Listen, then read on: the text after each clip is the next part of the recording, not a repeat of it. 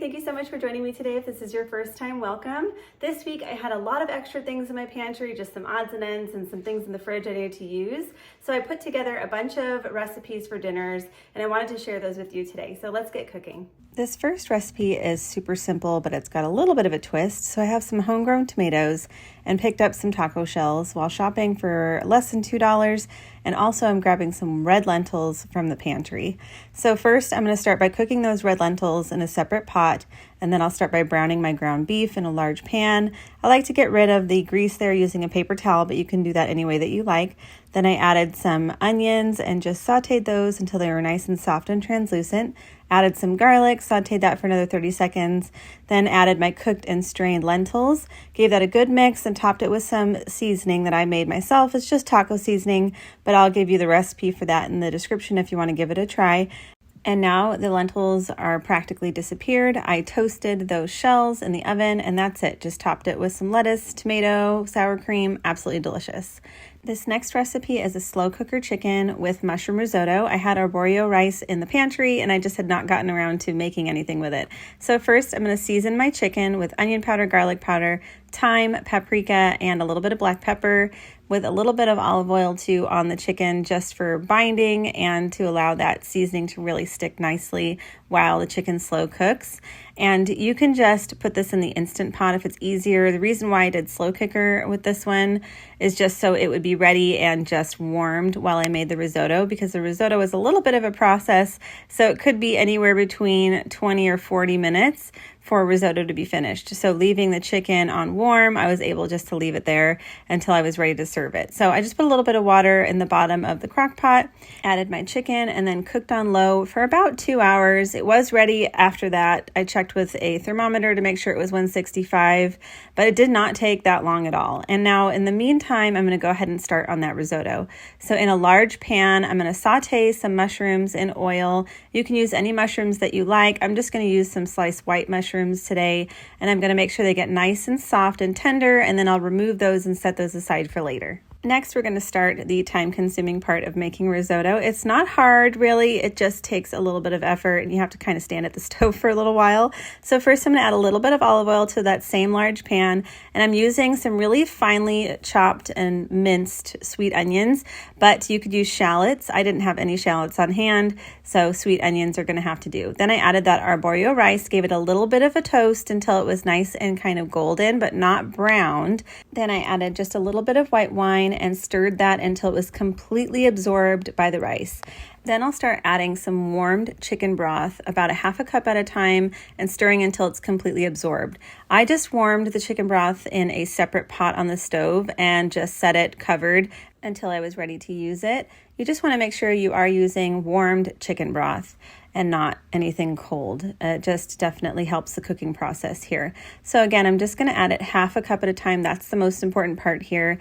And it will probably take about 20 minutes before you start seeing the rice become a nice texture and nice and light and fluffy. Start tasting it at that point and just continue adding a little bit of liquid at a time until it's fully absorbed, and then taste again and see if you need to cook it a little bit more. Now turn off the heat, add those mushrooms, some butter, fresh grated Parmesan cheese, and some really finely minced chives. Give that a good stir until everything is melty and well combined. I would definitely recommend adding as much Parmesan as you want and make sure that you season with salt and pepper before serving. And now that the chicken is just waiting for you, you can serve up the risotto nice and hot with the chicken on the side, and that's it. It's really delicious, definitely time consuming and kind of a fancy meal, but we loved it. Next, I'm using the pasta we have on hand in the pantry and some homegrown tomatoes to make some fresh tomato sauce with the pasta. So first I'm going to start by blanching about 3 pounds of tomatoes. That's about 7 to 10 tomatoes. I'm using beefsteak because they're from my garden, so they're a little sweeter, but you can use Roma or San Marzano, whatever tomatoes that you can find. They'll work just fine for this. I like to give them a little bit of a slice on the top before I put them in. It just seems to help with the peeling afterwards. And then I put them directly in an ice bath just after a couple of minutes in the boiling water after they get a little wrinkly. And that just also cools them down, stops the cooking process, and makes those skins fall right off. So I'm going to peel off those skins on the cutting board. Then I'm just going to chop the tomatoes in half and squeeze out some of those seeds. Cut off the little part where the stem is because it's a bit hard and I don't want that in my sauce. And you certainly don't have to squeeze the seeds out. I've made sauce with the seeds and sauce without. Just the seeds kind of add a little bit of a bitterness to the sauce, and I really wanted the sauce to be nice and sweet, so I just removed those tomato seeds the best that I could, and I didn't worry if I had a little bit here and there. It was not a big deal. So I'm just going to give them a rough chop. They don't have to be really finely minced or anything, so just do your best to chop them up in pieces about the same size, whatever bite size you would like in your pasta sauce. Some of them are going to cook down, but you will still have some chunks of tomatoes, so just keep that in mind. Now in a large pan, I'm going to heat some olive oil and saute some garlic just for a minute or two. I don't want the garlic to get browned. I just want to get the aromatics there and get it nice and fragrant, and then I'm going to add those tomatoes. And at this point, I'm just going to let it simmer, reduce the heat on a low simmer, and I'm going to allow that to cook for about 10 to 20 minutes until the sauce is reduced by about half and it's the texture that I'm looking for my sauce.